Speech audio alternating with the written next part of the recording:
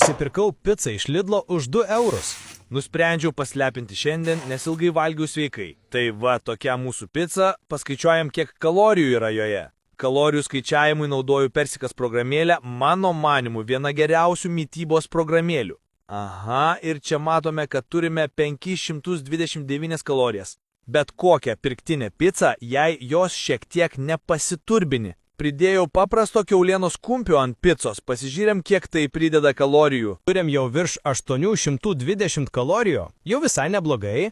Bet žinot, aš didelis, stiprus vyras, man reikia dar daugiau. Patarkavau paprasto sūrio ir pridėjau marinuoto gurkėlių. Vėl skanuojam, kalorijų skaičius jau 980. Jau man pradeda patikti. Ir dar sugalvojau pridėti mozzarellos sūrio ir šiek tiek pesto. Dabar jau dedu kepti. Traukiam lauk, uždedu dar šiek tiek špinatų lapelių, kad gražiau atrodytų, ir matuojam vėl šitą šedevrą.